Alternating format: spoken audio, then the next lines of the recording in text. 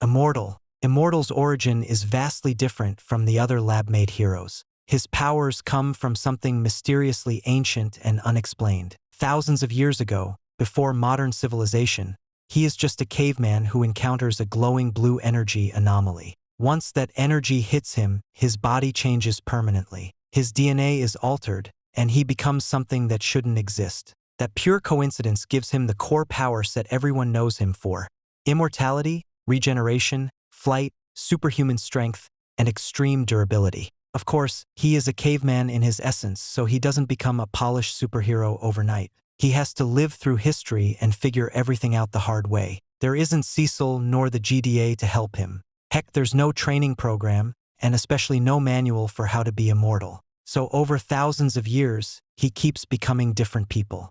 It's heavily implied that he lived as major historical figures, including Abraham Lincoln, and he also appears across wars, kingdoms, and heroic eras. Hence, Immortal's power gains through his experience. Rather than just being that he cannot stay dead, his real advantage is that he has had centuries to fight, fail, recover, and return. Green Ghost. Green Ghost has one of the simplest power origins in the series. His powers come from a small green amulet. Green Ghost swallows the stone, transforms, and gains the ability to fly, turn intangible, and pass through solid objects. The main thing is that the power is tied to the amulet instead of the person. In the comics, the original Green Ghost is male, while the animated version changes the character into Alana, a fashion photographer. But the basic idea stays the same.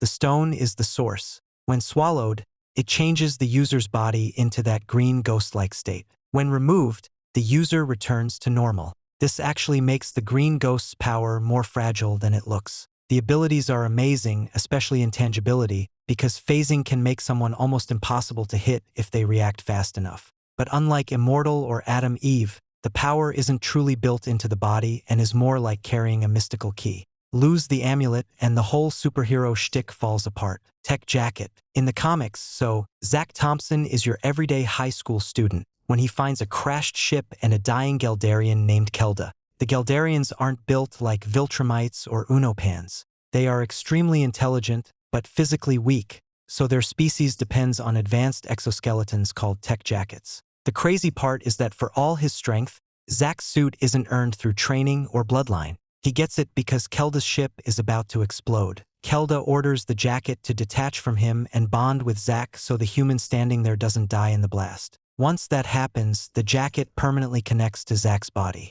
It becomes part of him rather than acting like a costume he can take off anytime. A suit designed to compensate for a weak alien body gets bonded to a tougher human body, making the result way more dangerous than intended. Flight, strength, armor, weapons, life support, energy blasts, adaptive systems. All of it comes from one alien survival device attaching itself to the wrong species. Alan the Alien. Alan the Alien's origin is one of desperation. The Unopans were nearly wiped out by the Viltrumites, so the coalition of planets needed someone who could actually stand against the Empire. Their answer was a breeding and genetic engineering program designed to create a fighter strong enough to survive Viltrumite-level combat. The problem is that the program was mostly a disaster. Other subjects were deformed, failed, or simply were not strong enough. Alan was the one success. He was born in a Unopan breeding facility and created to be the strongest version of his species, but even then, he was not originally strong enough to beat Viltrumites. So the program gets shut down. Alan is a success in broad terms, sure, but he isn't the perfect weapon they wanted. Then, his body eventually reveals the part that makes him truly special. Alan has adaptive physiology. When he survives near-death damage, he can come back stronger. So, his true power goes beyond the experiment that created him and becomes the way his body keeps upgrading after the experiment is over. The Coalition tried to build an anti-Viltrumite weapon, failed on the first version, and accidentally created someone who could improve every time he survived the worst beating of his life. Invincible's Maharaga, essentially. Adam Eve. Her powers come from a classified government project led by Dr. Elias Brandyworth, with the goal of making a controllable superhuman weapon. While Eve was still developing in the womb, her body was exposed to rapidly decaying experimental particles, altering her biology at the atomic level. The experiment should have turned her into government property. Instead, Brandyworth got attached to the child and sabotaged the whole plan. When Steven Erickson came to collect the baby, Brandyworth switched Eve with a stillborn child, letting the government believe the project had failed. So Eve grows up as Samantha Wilkins, unaware that her entire body was engineered in a lab. The scale of Eve's ability is where her true strength lies. Eve isn't a pew-pew, just shoot energy beams, one-note powerhouse. She understands matter on a subatomic level. She can reshape objects, create constructs, generate shields, and rearrange the world around her. But Brandyworth also placed mental blocks in her mind to stop her from freely altering sentient life. So her weakness becomes not power itself but the safety lock built into her brain. If it cracks, prepare for trouble and be ready to make it double. Mr. Lu. Long ago in China, a dragon destroyed his land and killed his family. The problem was that this dragon simply couldn't be killed. It just couldn't. So sorcerers from different kingdoms came up with a different answer. Instead of destroying the creature, they would seal it inside a human host. Lu volunteers because, at that point, he has nothing left to lose. The sorcerers draw an incantation onto his chest, and the dragon is trapped inside him.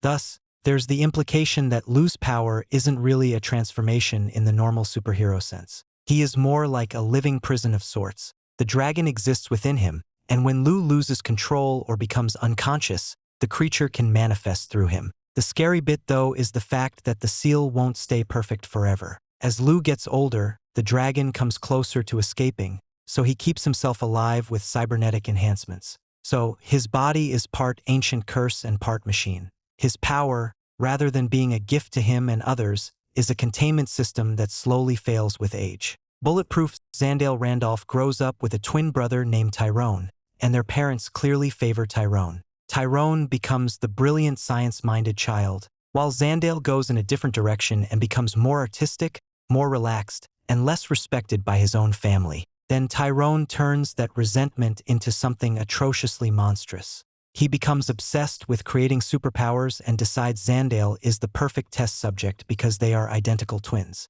Same DNA and the same baseline. In Tyrone's mind, that makes his brother disposable. So he drugs Zandale and forces him into the experiment without consent. The experiment works, sure, but it doesn't go as cleanly as it should have. Zandale survives and gains powers, while Tyrone is killed and disintegrated. From there, Zandale becomes bulletproof, with abilities built around storing and using kinetic energy. That gives him flight, strength, durability, and a power set that makes him look almost Viltrumite adjacent. But the origin isn't heroic at all.